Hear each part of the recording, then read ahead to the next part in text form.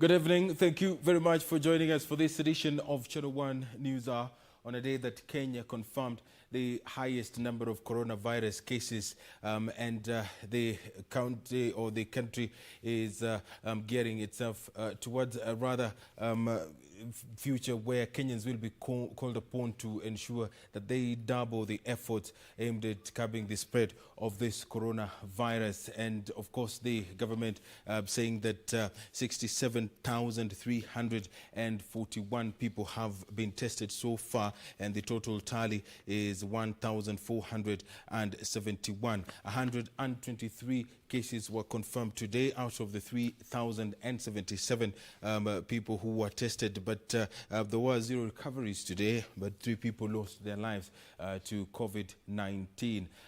Personal hygiene, safe social distancing, and reporting any cases that you might detect. If you're feeling unwell, of course, the government is encouraging you to call your nearest health facility.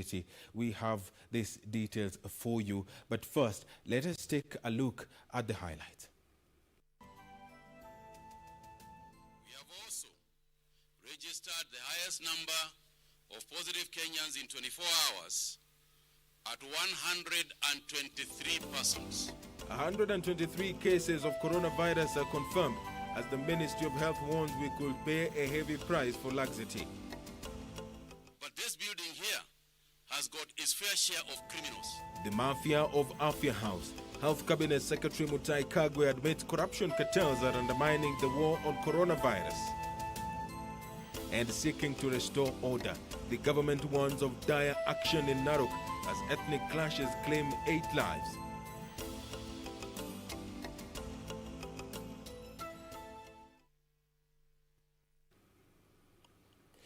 Thank you for joining us. Lenso Dingo is our sign language interpreter tonight. Kenya on Wednesday recorded 123 new coronavirus cases, the highest in a single day, with a warning from the Health Cabinet Secretary Mutahi Kagwe that the country is bound to suffer if it ignores set guidelines. Kagwe cautioned that the responsibility of defeating the pandemic was within the realm of every Kenyan, as the virus is now rapidly spreading in the country's informal settlements that are densely populated. So far, the country has 1,471 confirmed cases with 55 fatalities after 3 more people succumbed to the virus in the last 24 hours. Purity Bussell begins our coverage tonight. The Ministry of Health is cautioning Kenyans disregarding guidelines provided to prevent the spread of COVID-19, warning that such behavior will be so costly and dire to this nation. Health Cabinet Secretary Mutahi Kagwe, who confirmed an additional 123 COVID-19 infections, marking the country's highest number of infections recorded within 24 hours, said community spread had become the country's greatest threat to containing the virus, and even more worrying is that more cases are now being reported at the informal settlements. We have tested the largest number of samples at over 3,000, starting at 3,077 over the last 24 hours.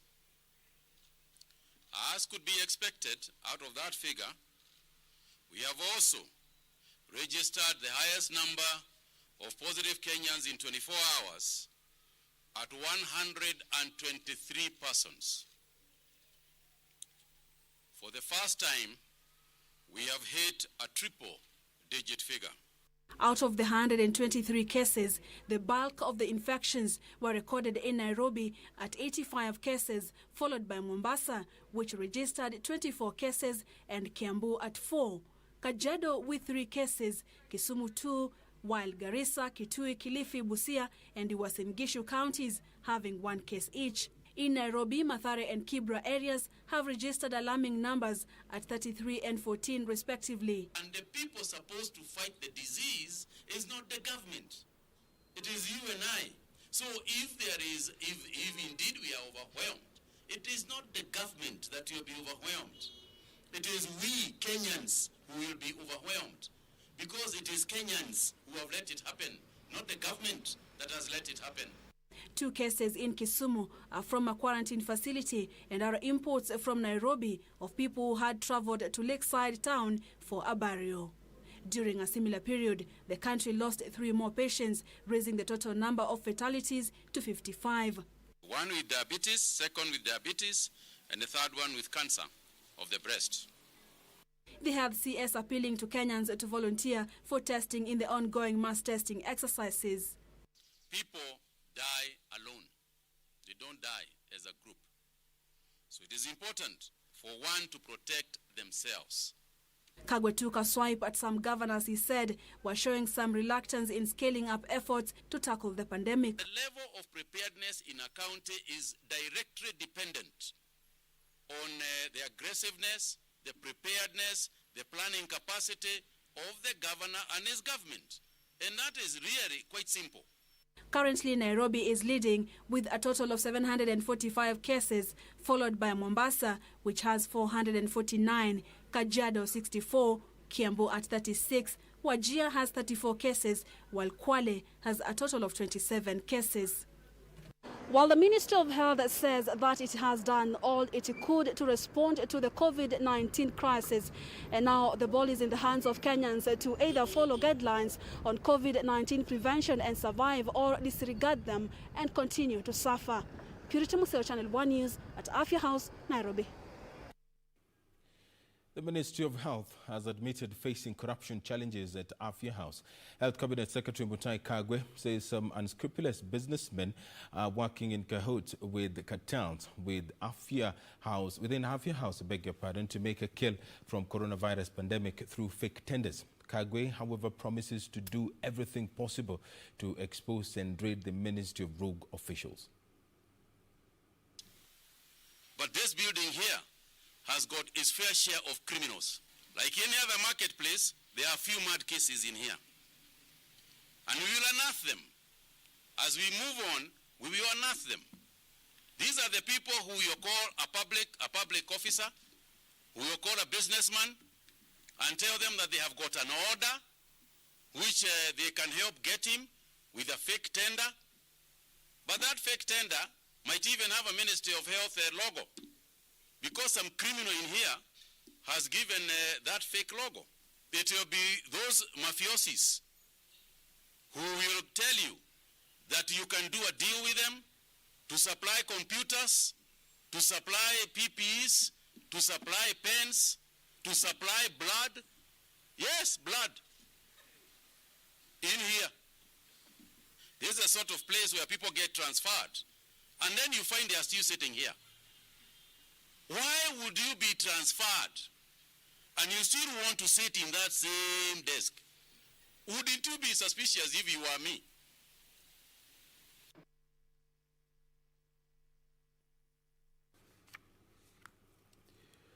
Governors are now warning that counties lack the necessary capacity to tackle the surging coronavirus cases in the country. Council of Governors Chair and Kakamega County Governor Wycliffe Oparanya at the same time wants the national government to afford testing equipment to all the level 4 hospitals across the country to help meet the testing demands. He spoke as he gave the weekly address on the county preparedness in Kisumu.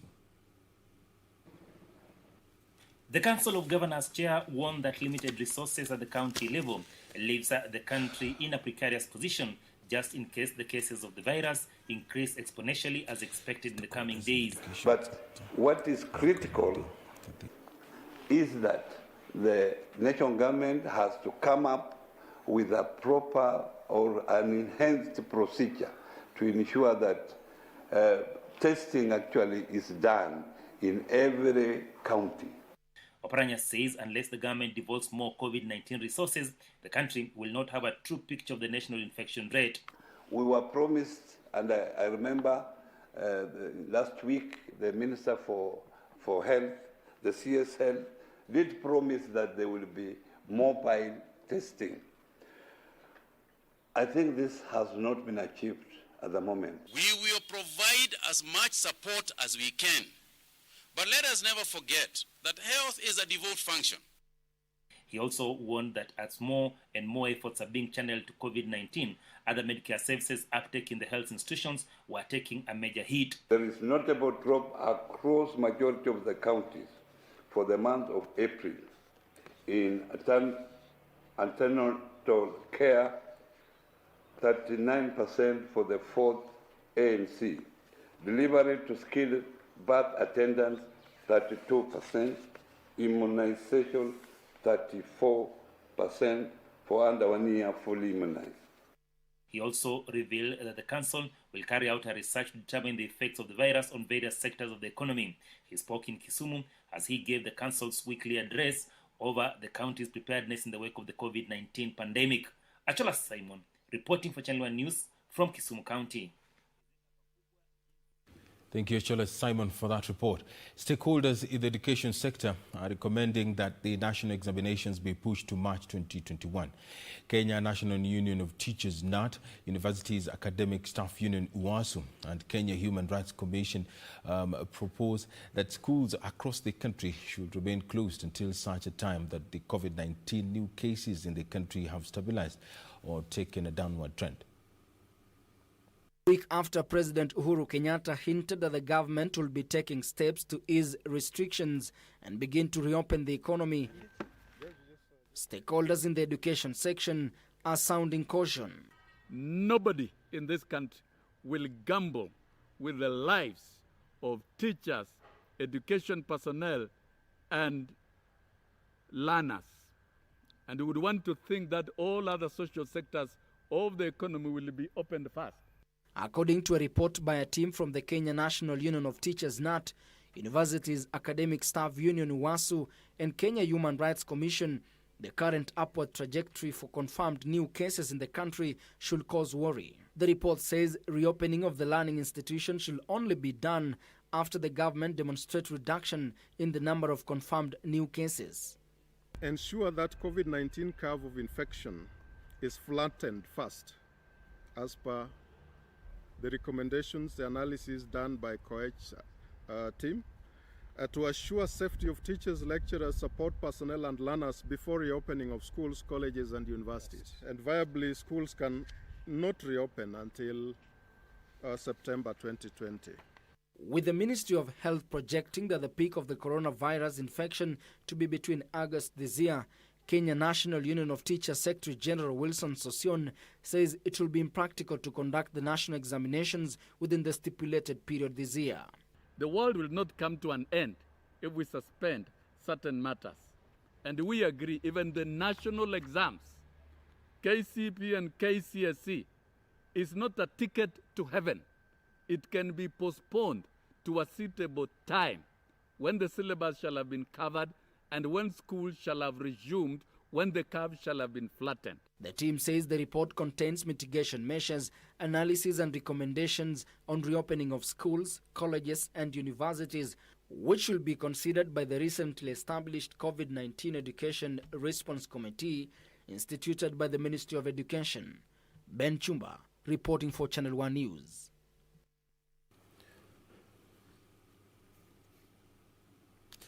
Two more people have been killed in renewed Narok clashes, bringing the total number to 8 since the conflict broke out last week. Rift Valley Regional Commissioner George Natembeya, who toured the restive area, has subsequently ordered forceful disarmament in the clash-hit villages of Ololeipanki and Oluvwashi, Narok South Sub-County, warning of dire consequences for those taking the law into their own hands. It has been 3 days of bloodbath in Narok South, as the conflict between two communities living in the region reached a tipping point on Saturday. 8 people have lost their lives and dozens others are nursing serious injuries as neighbors turn against each other. The government on Wednesday began a mop-up of weapons in the area as part of wider efforts to diffuse the conflict and bring lasting peace in the region. Hapa mnaringaringa na yetu mishale yenu hii ambayo haina maana ya kuua watu hapa. Unakimbiza mtu wako mita moja alafu tunapiga mshale kwa mguu hivi. Yaani hata unamuita jina. Sisi mnajuana majina. Jamaa anasema sasa wewe, ole. Unapiga mimi mshale. One of the 8 victims of the 3-day clashes is reported to have died of gunshot wounds, making the government to believe that the clashes may have been well coordinated and executed. Wazee wa mitaa, wazee wa nyumba 10. Mimi nataka hiyo bunduki. Maana ushenzi wewe naanza namna hiyo. Unatafuta bunduki, mahali ulitoa bunduki, huyu ataenda kutoa hapo pia. Na kuomba pia bwana Regional Commissioner tuweke border committee. Ndio ng'ombe ikiipiwa kwa Wamasai, ile border committee ya Wamasai wanafuata ng'ombe na askari bila raia na mshale. Hii Kisirani iko kama serikali hapa inaweza kutoa hii makambi. Hii kambi inaleta Kisirani na hii mashamba ya watu. Ningeomba serikali watoe hiyo makambi. Security tena ningeomba hii barabara itengenezewe saa ile mnakimbia mnaenda haraka haraka. The region has seen bloodier clashes in the past, with politicians standing accused of fanning tribal hatred between communities living in the area. Channel 1 News Hour takes a very short break. Don't go anywhere. Plenty more news lined up for you on the other side.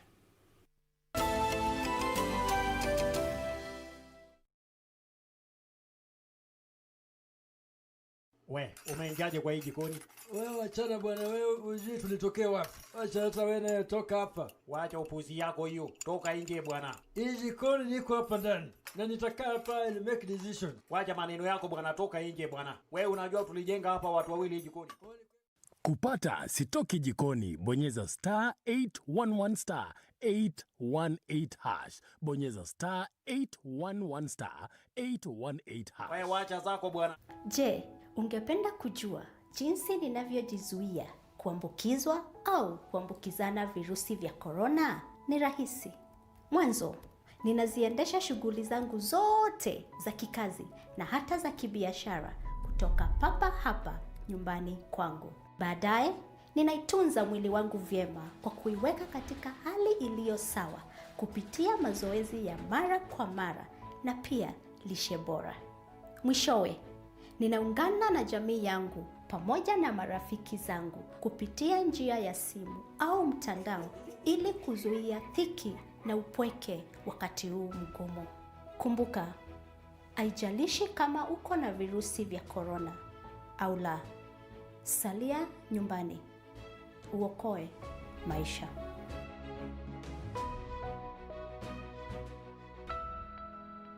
This weekend on KBC Channel 1. Masakaya, arrange the one with the flowers. Let real men make money. You shall get your time. Madam Kamene, please keep your sweetheart company there. So, you think putting a flower on top of his desk is going to sort your issues, eh? Yes, of course, why not? I saw it in a movie that when you want to apologize to your loved one, you buy them a flower, and it is very cute and romantic. Young man, confirm your opinion and your comments to yourself. I refuse to let myself accept that we will lose today. Stop nagging me. But if you continue like this, I'm going to swap seats. Okay? I'll get somebody else to sit here. Classmates, every Saturday on KBC.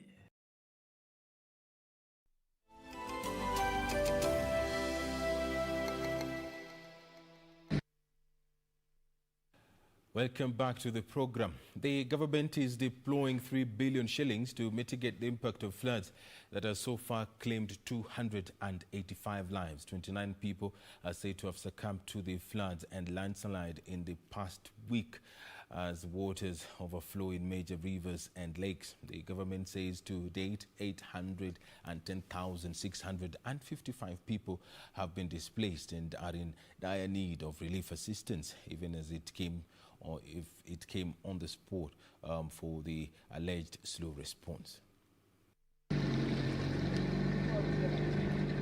More than 48,000 residents in Tana River County have been displaced by floods. The region, the most affected out of the 33 counties battered by the rains. Locals in the marooned villages along the Tana Delta forced to spend the nights in boats owing to the dire situation.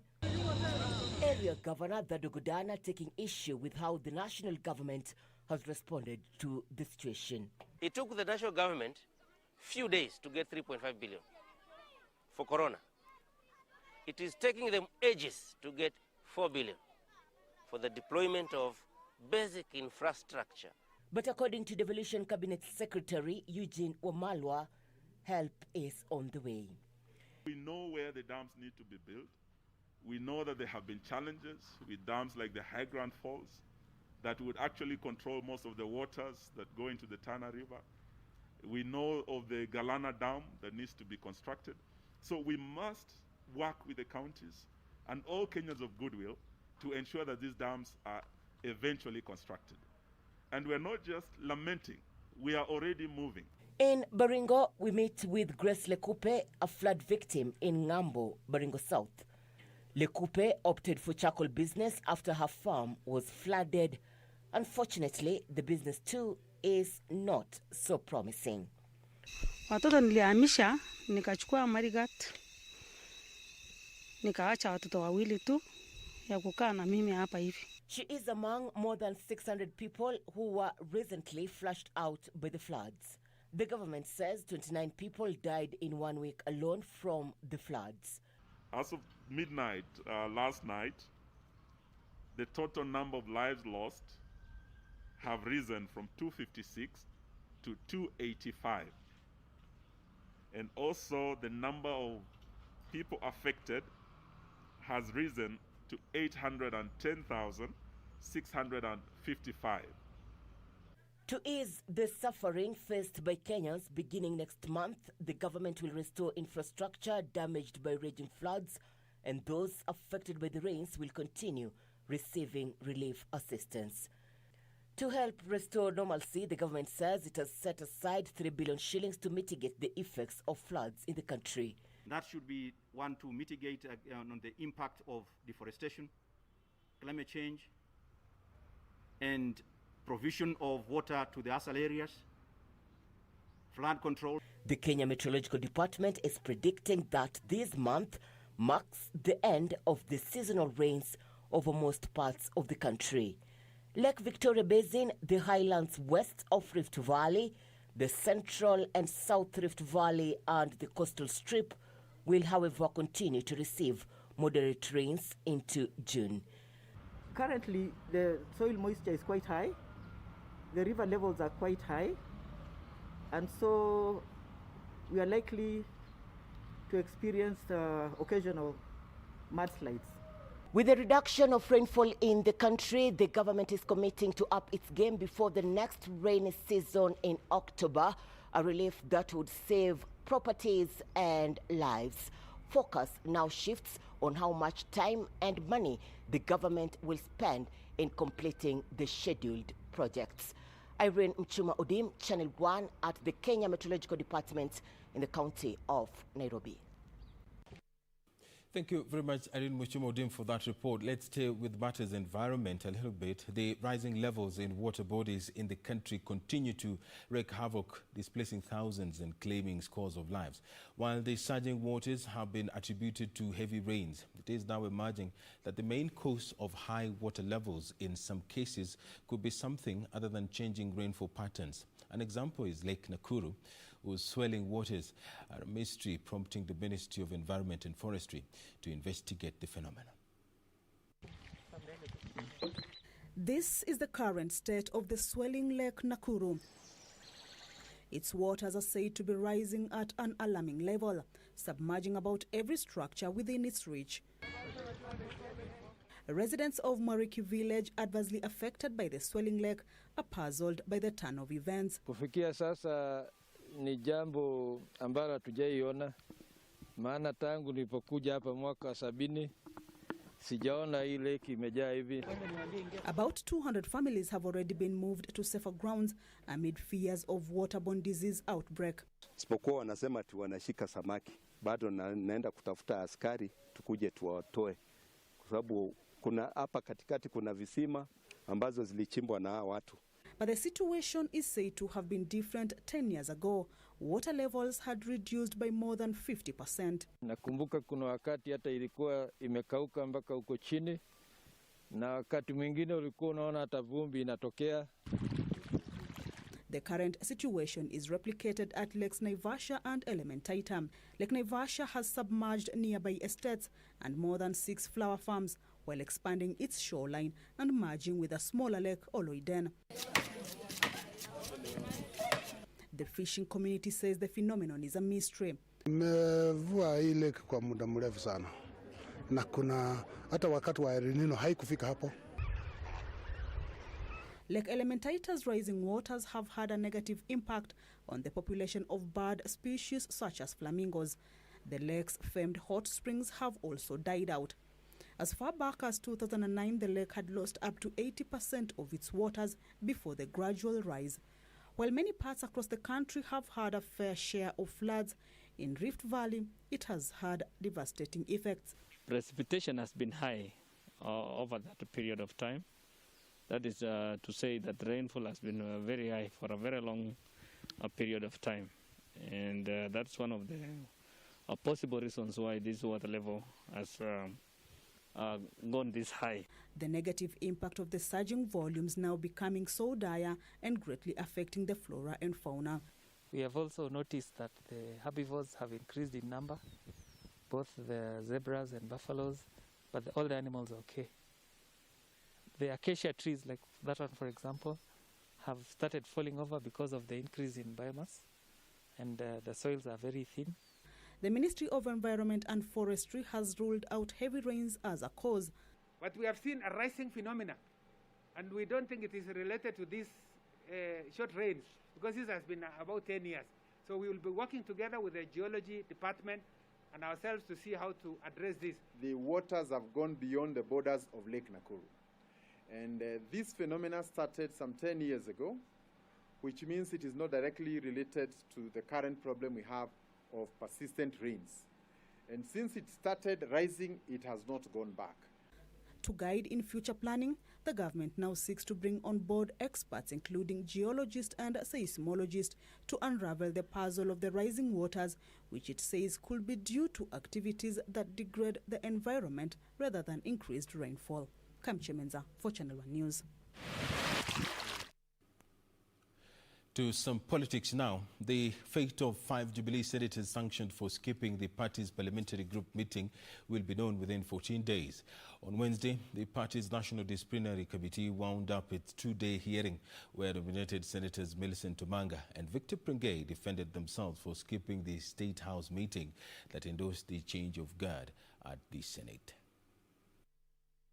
Nominated Senator Millicent Omanga on Wednesday cut out a subdued demeanor when she appeared before the Jubilee Party's disciplinary committee. So mkweli mimi sikuona ile message.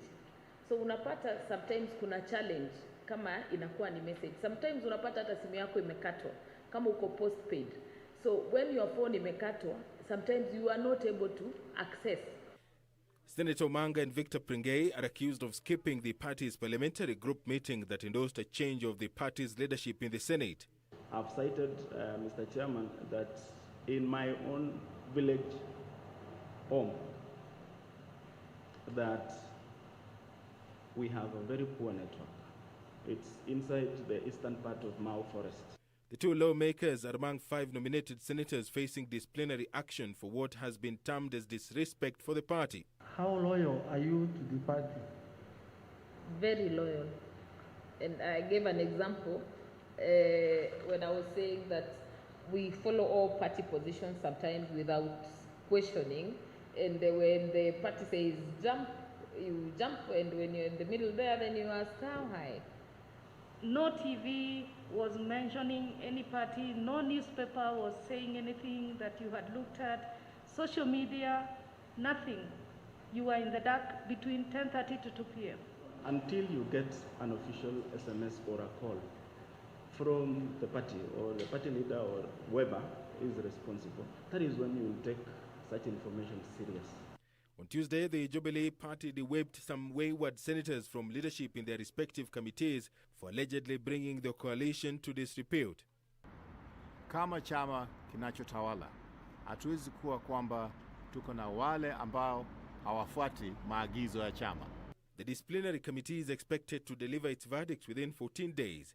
Meanwhile, Jubilee Party's National Management Committee met on Wednesday to draw an agenda for the National Executive Council meeting, which is expected to ratify further reorganization of the party. The Nairobi Water and Sewage Company has assured the city residents that water supply will return to normal by 7th of June. This as city residents decried the lack of the important commodity was putting their lives in danger, especially at this time when everyone is needed to maintain high levels of hygiene practices due to the coronavirus pandemic. This has become the common sight in most estates here in Nairobi City. Water vendors and residents fighting for what is slowly becoming a rare commodity in Nairobi, water. For weeks now, the city taps have run dry, with water vendors taking the advantage to make a kill. The commodity, which is quite essential in the fight against COVID-19 pandemic, has become a challenge to the city dwellers. Maji hapa ni upungufu mbaya sana. Tungeomba kama inawezekana maji iletwe hapa Shauri Moyo na watumie mifereji ile ya zamani ile kuweko. Kwa hivyo kwa sasa hakuna hiyo kitu, ilifungwa kabisa. We are just lucky that hatujakuwa na any serious case ya corona around, but just in an event that tunaweza pata hata watu wawili na corona, hiyo itakuwa ni disaster without water. Hatuwezi osha mkono, hatuwezi osha mwili. Frederick Ogalo, a resident in Shauri Moyo, worried that lack of the basic and all-important commodity at the public toilets might expose the local population to a greater danger. Maji haijakuwa ikifika kwenye hizo macho. So watu wako na shida sana, and tuko katika hali ya kuambukizwa hizo ugonjwa ambazo kama diarrhea, typhoid, hivyo. The city's custodian of the precious commodity, Nairobi Water and Sewerage Company, while unveiling its new managing director, admitted that it had been having challenges in providing services in the city. Newly appointed managing director Nahashon Muguna attributing the water shortages and rationing to the destruction of supply pipelines in Aberdare region by landslides, which is the biggest supplier of water to the city. Most of that water is used in the CBD area, along Mombasa Road, and all the easterns, including Thika Road area. So those areas, we expect by next week, all the customers or all the citizens who live in those areas will be receiving water normally as we have been giving them based on our rationing program. Nairobi Water and Sewerage Company assuring its customers that water supply will be stabilized by 7th June. By 7th of June, the water supply will have stabilized in the whole city and we will go back to our normal life. But until then, the city residents will continue to live with the now new normal of dry taps, and most still coughing extra coins to buy the precious commodity whose source and origin remains the privilege of the water vendor. Suleiman Yeri, Channel 1 News. South Africa's President Cyril Ramaphosa has announced that places of worship will be reopened on 1st June with strict guidelines to prevent the spread of coronavirus. Churches, mosques, temples and other recognized places of worship will be required to ensure worshippers keep distance. The country has so far recorded 24,264 cases of coronavirus. Only 50 or less people will be allowed to attend worship depending on the size of worship place in South Africa, as President Cyril Ramaphosa announced the opening of places of worship beginning the 1st of June. All worshippers will also be required to wear masks and sanitize. President Ramaphosa announced this as he acknowledged the roles religious leaders play in the community, including counseling and prayers. The call by religious leaders for a day of prayer as the country unites against the coronavirus pandemic. And secondly, the decisions of the National Coronavirus Command Council on proposals made by religious leaders on the gradual resumption of certain religious activities. South Africa has so far recorded 24,264 cases of coronavirus. Elsewhere, Nigeria will continue with the planned clinical trials on malaria drug hydrochloroquine on COVID-19 patients, even after the World Health Organization halted a similar effort due to safety fears. For example, chloroquine or hydroxychloroquine happens to have worked, then we know that we can use chloroquine. The director of Nigeria's National Agency for Food and Drug Administration and Control, Majisola Adeyeye, has said that they are unaware of the reason that made WHO to suspend its trials. Meanwhile, the brother of Senegal's president has announced that he has tested positive for coronavirus. Alwo Sol, who is the mayor for Gadwe, said he was being treated at Dalal Diam Hospital in the capital, Dakar. His wife also tested positive for the virus and was being treated at the same hospital. The COVID-19 pandemic has reached a milestone in Africa, with more than 100,000 confirmed cases. The virus has now spread to every county in the continent since the first case was confirmed in the region 14 weeks ago. Meanwhile, the head of American Health Organization has warned that Latin America has become the center of the global pandemic. The region has now more daily reported cases of COVID-19 than Europe and the United States. Meanwhile, there have been violent clashes between police and protesters in the U.S. city of Minneapolis following the death of an unarmed black man in police custody. Police fired tear gas and protesters threw rocks and sprayed graffiti on police cars. I can breathe. Please, Video of the death shows George Floyd, 46, groaning, "I can't breathe," as policeman kneels on his neck. 4 police officers have been fired, with the mayor saying that being black should not be a death sentence. Reporting for Channel 1 News, I'm Timothy Kipnuso. Let's take a look at some facts about coronavirus now.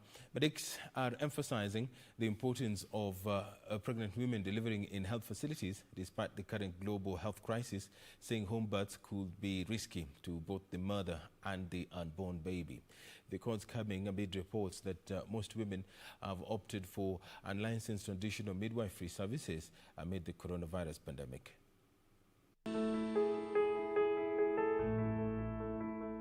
We are urging all pregnant mothers to deliver in health facilities. Counties have put in place measures at all health facilities to ensure that pregnant women are protected together with their newborns.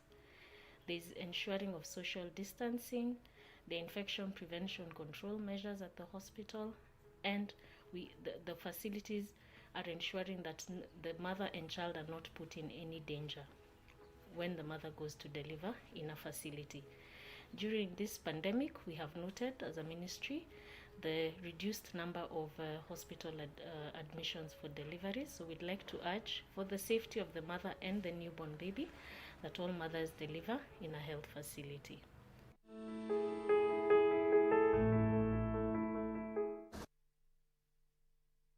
At least 10 truck drivers have been arrested in Malaba Town, Busia County, for blocking the Bungoma-Malaba highway. Their licenses have also been revoked. Timothy Kipnusu with details in the County News Roundup. Busia County Commissioner Joseph Kanyiri said the truck drivers will be arraigned in court and charged for incitement. Kanyiri urged truck owners to prepare a memorandum on the issue they want addressed and submit it to the government for action to be taken. Busia Deputy Governor Moses Mulomi said proper planning for infrastructure will be done in the county and action taken against truck drivers who travel without certificate showing they are coronavirus negative. I would urge also the organizations to do memorandum on issues they have with the government. Channels of communication are open. If they head over to our office here at Busia, we will escalate the same to our seniors, and through our seniors, the same will be escalated to our mission in Uganda, and action will be taken. Meanwhile, health officials backed by security personnel along Kisumu-Vihiga border have stepped up targeted mass testing for the novel coronavirus. A spot check by KBC Channel 1 revealed that all motorists in public service vehicles and personal cars together with border riders must stop for screening before being allowed into either of the two countries. Kisumu County on Wednesday recorded its first 2 cases of COVID-19, while Vihiga County is yet to register a positive case. Elsewhere, a driver and his boy on Wednesday morning escaped death by a whisker when the lorry they were traveling veered off the road and overturned before landing in a ditch along Kisumu-Kakamega Road. The accident occurred at Coptic Roundabout, which is a black spot where many lives have been lost so far. The driver was transporting timber from Eldoret to Kisumu. They were rushed to Jaramogi Oginga Odinga Teaching and Referral Hospital by Good Samaritans, where they are receiving treatment. And Migori County has received personal protective equipment, water tank, soap and blankets worth 5 million shillings from different well-wishers to fight COVID-19. According to Migori County Government Secretary Christopher Rusana, the 500 PPEs were donated by the national government.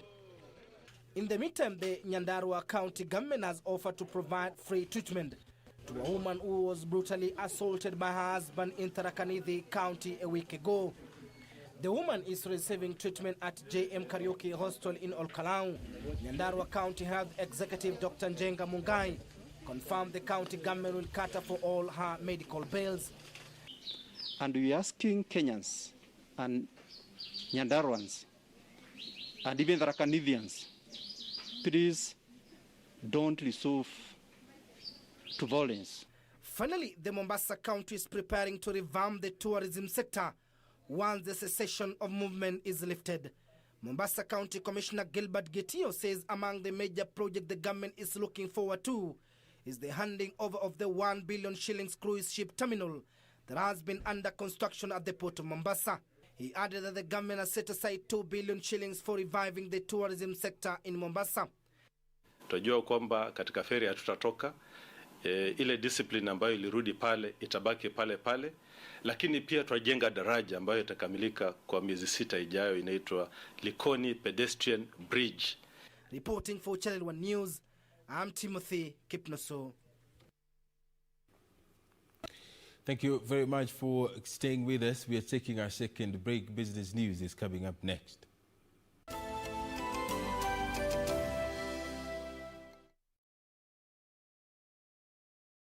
Top on Channel 1.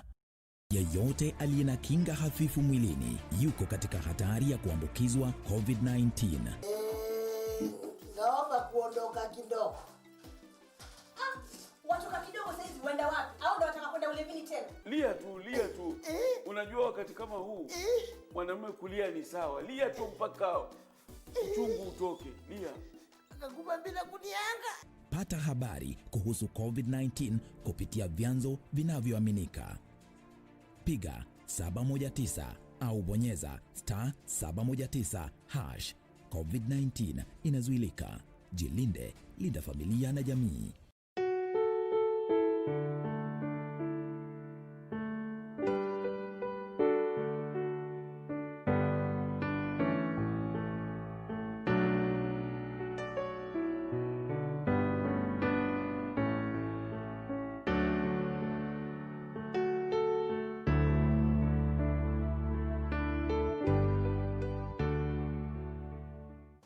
by the way, mdosa kama bado yuko, but naona ni kama mmepitana naye hapa hivi ukikuta. Safi safi. Alafu sasa unaniachaje? Hivyo tu umesimama.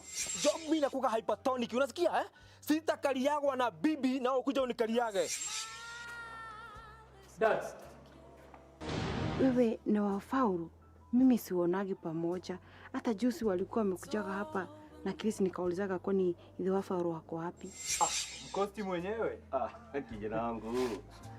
Namna gani? Poa sana. Umemwelewa mtutembelee? Unajua ni kwa nini Kisaka tuko naye hapa miaka hiyo yote? Loyalty. Kisses now.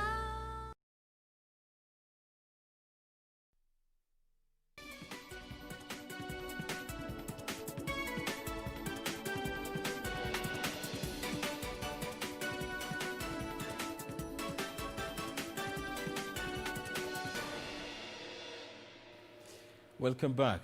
The government says it is sourcing market for farmers benefiting from the 180 million shillings National Irrigation Authority water pans project in the country. Speaking during a tour of the project in Lower Eastern Region, Water and Irrigation Cabinet Secretary Cecily Kariuki said the water pans are in line with the government's plans to lower post-COVID-19 food import bill and relieve pressure from the country's traditional food basket areas. Kenya faces a food deficit of between 20 to 30%, forcing the government to import food stock worth averagely 70 billion shillings annually to fill the deficit. As the coronavirus pandemic takes its toll in Kenya's key food import source countries, the government says it intends to increase the acreage under irrigation by constructing additional water pans in water-scarce areas. For now, trying to give as many water pans as possible so that we can be able to, even if the water cannot last for 6 months, maybe 4 months, the farmers will be able to do some cultivation and some production. To this end, the National Irrigation Board has so far constructed and commissioned 14,000 water pans in 30 counties across the country, with a view of constructing 125,000 community water pans in the next 2 years. That this project, which is supposed to go to the most vulnerable, needy areas for start, is one where we should aim at having 125,000 such dams. Water Cabinet Secretary Cecily Kariuki says the water pans are part of the government strategy to commercialize agriculture in the country. We are seeing growing appetite for individual farmers, farmers coming together, circles, coming to utilize the water resources which we are giving them. And farmers who have benefited from the project are lamenting on reduced market as their produce increases due to better crop husbandry. Ukinyesha hivi hakuna gari inapita hapa. Ningeomba pia upande wa transport hiyo barabara tutengenezewe. Ndio market yetu iwe ikitoka hapa street iende moja kwa moja kwa market za juu. Benson Dioba reporting for Channel 1 Business. The government is calling on the private sector to step up efforts in optimizing the effectiveness of the COVID-19 containment measures. Interior Cabinet Secretary Dr. Fred Matiang'i is calling on businesses to pump more resources into training and capacity building in readiness for a situation where the world has to live with COVID-19. In a virtual consultative meeting with private sector players, Interior Cabinet Secretary Fred Matiang'i said the current COVID-19 containment measures and the regulatory environment will determine the success of the country's economic recovery plan. Responsibility is going to be shared, and this is now shifting to individuals and corporates. This is the right time to think about pumping more resources into training and capacitating regulatory agencies in the private sector in anticipation of a possibility of living with the COVID-19, said Dr. Matiang'i.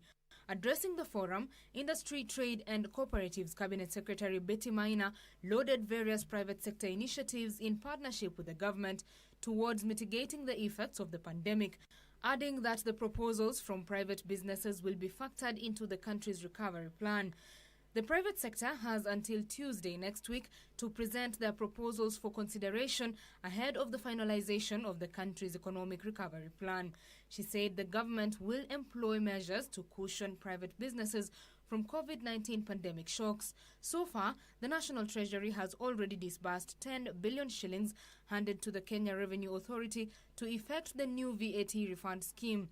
A further 30 billion shillings has also been released to settle pending bills to keep enterprises afloat in the face of the current crisis. Betty Kiptum, Channel 1 Business. The Kenya Revenue Authority has commenced movement of transit cargo from the port of Mombasa to the Naivasha Inland Container Depot in a move aimed at decongesting and improving efficiency at the coastal port. The taxman says the implementation of the move means that affected cargo owners and their clearing agents will have to clear and pick their goods at the Naivasha Inland Container Depot. Clearing agents and owners of cargo that is being moved from the port of Mombasa at the Naivasha Inland Container Depot can check KRA's website to know the status of their cargo.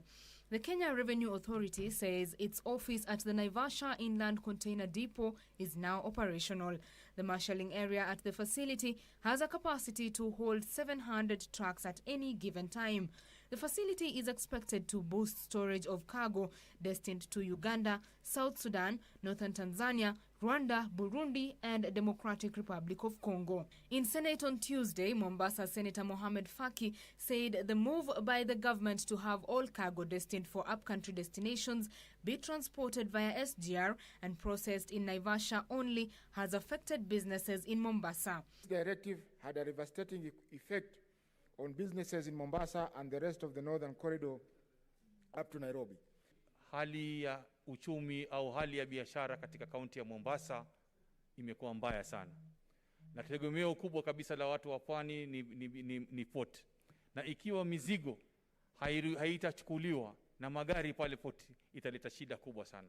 Transport Ministry had issued a directive that beginning 1st June, all cargo from the port of Mombasa destined for neighboring countries shall only be transported by SGR as part of new coronavirus pandemic measures. The coronavirus pandemic has affected all sectors of the economy, and many stakeholders need safety nets to mitigate their losses.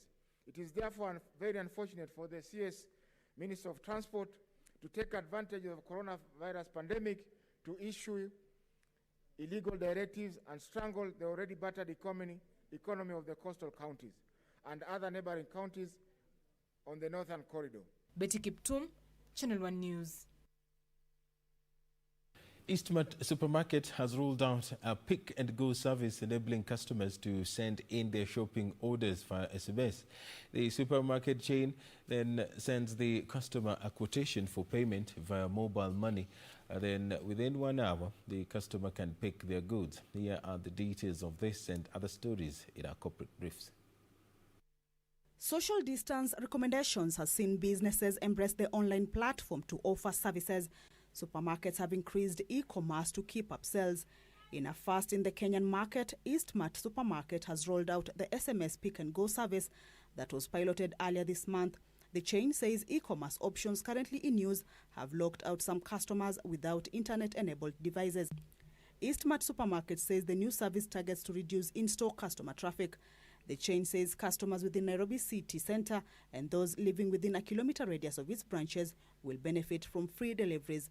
Meanwhile, two students, Michael Moisa Kenye and Kenneth Gishira from Jomo Kenyatta University of Agriculture and Technology, are the regional winners of the 18th annual Imagine Cup competition.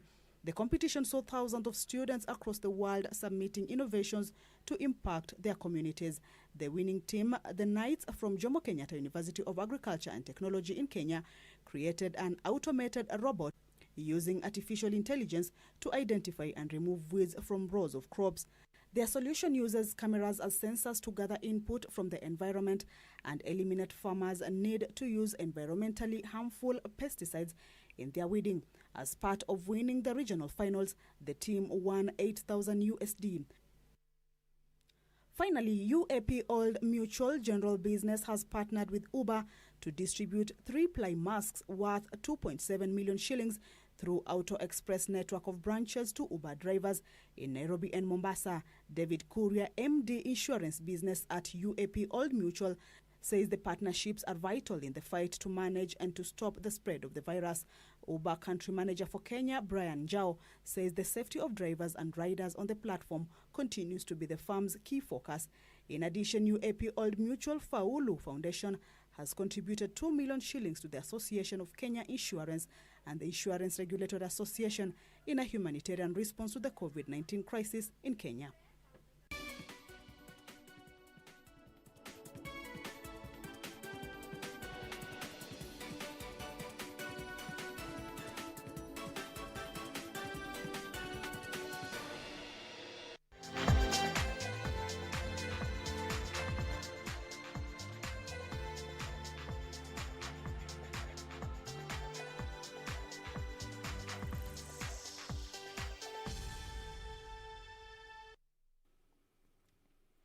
Let's take a look at some sports news. Athletics Kenya President Jack Tuwei is optimistic the revised athletics calendar will run smoothly despite the threat posed by the effects of the coronavirus pandemic. The local Athletics Kenya calendar was suspended in March after the outbreak of the coronavirus, but is set to resume in earnest ahead of grueling season. Barely a day after Sports Cabinet Secretary Ambassador Amina Mohamed announced that 20 million shillings had been disbursed to cushion sportsmen and women amid the COVID-19 pandemic, Athletics Kenya has already identified the athletes who will benefit from the funds. The Federation's head of youth games, Barnabas Korir, has said that 80 names of beneficiaries have already been forwarded to the ministry. We have given out the names of those athletes who might require assistance to the Federation. It was also advised from the Minister of Sports the method on how we can do the selections from last year until now. And we have done that. The names have already been given out, their contacts and their M-Pesa numbers, so that the government can transfer directly to the athletes. That is going to be done that way. Meanwhile, Korir reiterated that Kasarani Stadium still remains the venue for the World Athletics Intercontinental Tour that will be hosted in Nairobi on 26th September this year, but Nyayo Stadium will be used as an alternative if need arises. As far as Kasarani is concerned, yes, that one is going on. Refurbishment, which was supposed to be for the World Under-20, is going on, and I'm sure that by September it will be okay. We want to have two alternatives. In case there is any issue with Kasarani, then we have Nyayo. So the issue is not where it should be. The question is we have to have both sides ready. If Nyayo is ready and we don't use it now, then it can be used also for the future. The Nairobi leg was initially set for May but was called off following the outbreak of the coronavirus pandemic. Frederick Muki for Channel 1 Sports.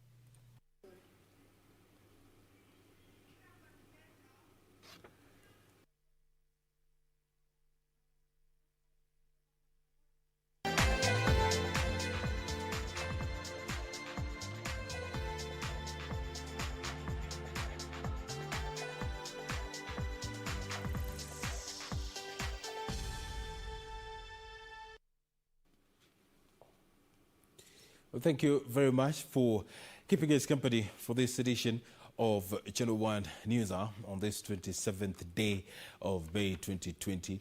Do stay up to date with the breaking news on Twitter at KBC Channel 1. My name is Edward Kabasa on behalf of my sign language interpreter Lenso Odingo. Thank you very much, and I leave you with Irene Wichuma Odem with the weather forecast.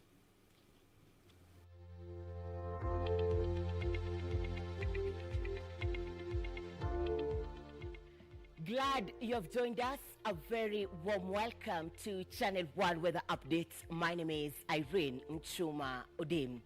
Now, the rains that were experienced yesterday in Lamu County have resulted to floods, and these have extended to Tana River County. The Kenya Meteorological Department warns that as much as the rains are expected to subside over most parts of the country in the coming days, you should take precautionary measures, especially when you get close to the lakes and rivers. Tonight, the whole country will experience wet conditions, save for the northeastern parts of the country and southeastern lowlands, where we are expecting partly cloudy conditions. Now, tomorrow morning, the whole country will experience sunny intervals, save for residents at the coastal region, where you'll experience showers, and also in Nairobi area, expect cloudy conditions, but then come in the afternoon, This will extend to the Lake Basin region and few areas over the northern parts of the country, but then residents at the coastal region, the showers that you experienced in the morning will persist till the afternoon. The highest temperatures across the country will be experienced in Lodwar, and you'll experience maximum of 37 degrees Celsius. And on that note, I now leave you with the weather update for other parts of the world. Do have a good night and be well.